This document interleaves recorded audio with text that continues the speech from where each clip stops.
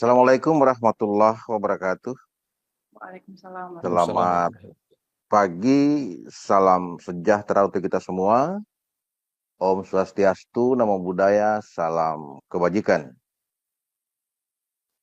Yang saya hormati Kepala BPSDM, Dinas Pendidikan, para narasumber, dan para ASN yang mengikuti webinar ini dalam rangka memperingati Hari Pendidikan Nasional tahun 2025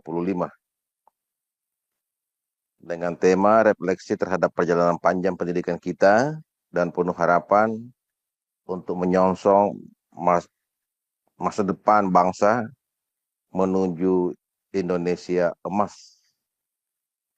Tema webinar hari ini transformasi pendidikan dan tantangan menuju Indonesia emas. Ya, pikiran lama menciptakan perasaan lama. Perasaan lama menciptakan keputusan lama. Sehingga nasib Anda pun berputar di tempat yang sama. Jika Anda ingin hidup berbeda, beranilah berpikir dengan cara yang berbeda. Itulah transformasi yang sesungguhnya. Kita tahu bahwa perubahan yang begitu cepat, saudara-saudara, dan ASN adalah motor perubahan itu sendiri. Olehnya itu, maka cara pandang dan paradigma bagi ASN harus mampu kita menyesuaikan, utamanya dalam kedudukan kita sebagai aparatur negara, pelayan masyarakat. Ya, dulu ASN itu menjadi satu kelas elit dalam masyarakat. Tapi sekarang ini sesungguhnya ASN itu adalah pelayan.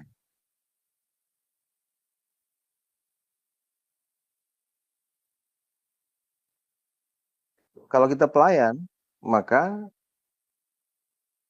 harus terukur jasa layanan yang kita berikan kepada publik.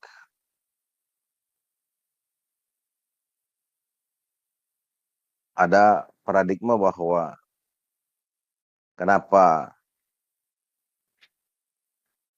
cepat kalau bisa layanan itu lama. Jadi ini yang menjadi persoalan kita. Yang kedua, lembaga pendidikan. Lembaga pendidikan adalah sentral. Kalau lembaga ini atau institusi ini, orang-orangnya, SDM-nya, belum mampu mengubah dirinya, menjaga integritasnya,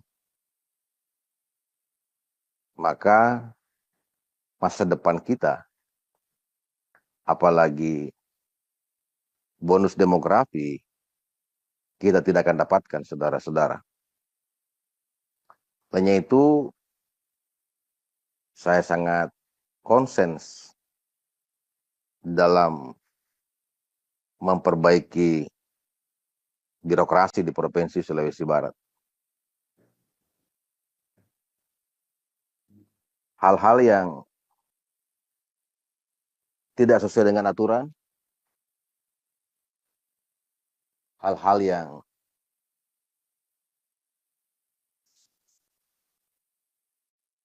menjadikan penyimpangan, itu kita harus bisa eliminir. Kita bisa jaga diri kita. Karena ini yang merusak sendi-sendi birokrasi. Dan untuk kita bisa mencapai itu, maka selain kita harus mampu menempa diri kita menjadi seorang profesional, juga harus mampu menjaga diri kita dalam integritas. Utamanya para pemimpin harus bisa menjadi teladan. Kalau atasnya tidak bagus, jangan berharap bawahnya akan baik. Begitu juga dengan pendidikan. Kalau manajemen sekolahnya sudah amburadul, maka guru-gurunya juga tidak akan bisa menjadi teladan. Ada pemeo pendidikan, jangan berharap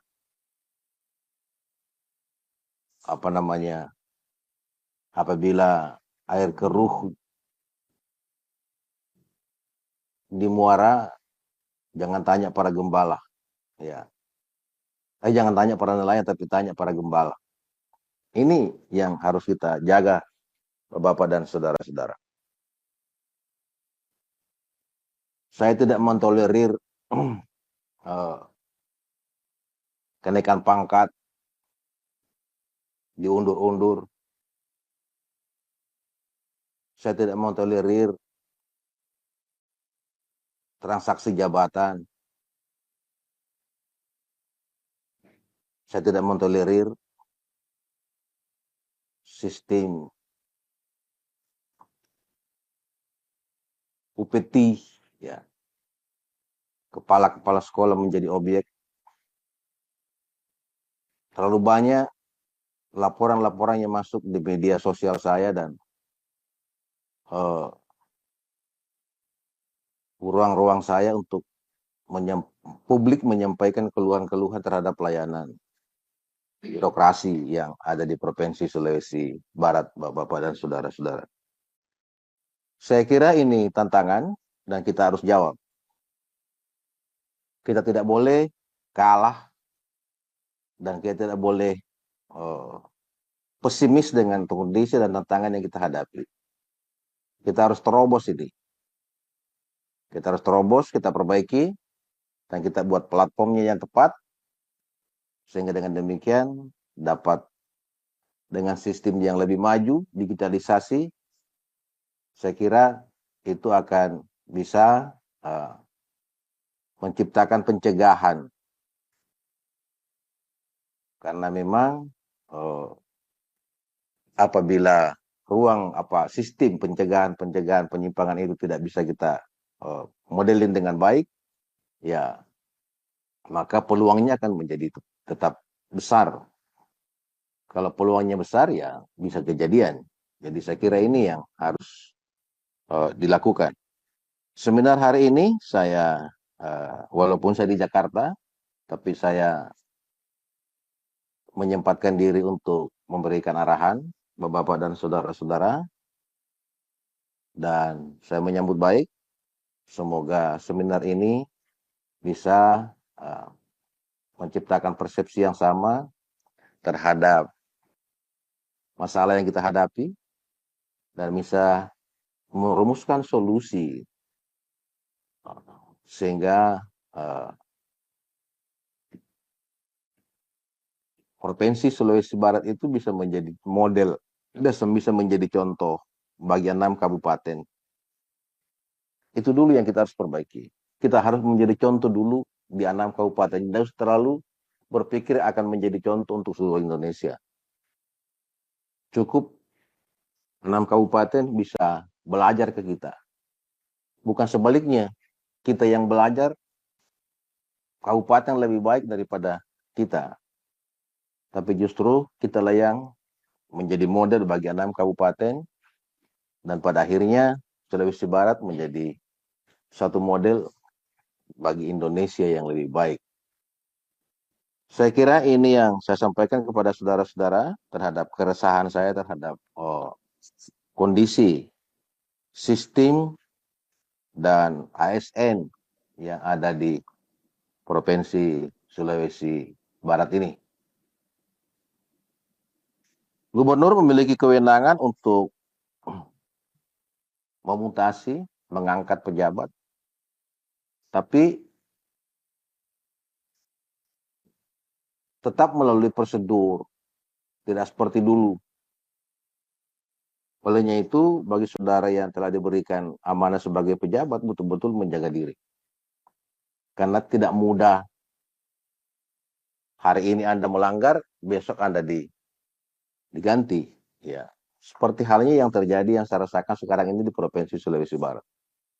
Begitu banyak desakan publik, ganti ini, ya gimana caranya kita mau ganti kalau memang memiliki prosedur yang panjang untuk mengganti seseorang pejabat. Dengan demikian, pada saat Anda menjadi pejabat, baik itu pejabat eselon 2, eselon 3, betul-betul dijaga supaya berjalan dengan baik. Baik itu sistem kerja, mental, dan lain sebagainya. Saya kira itu yang ingin saya sampaikan dalam webinar pembukaan ini.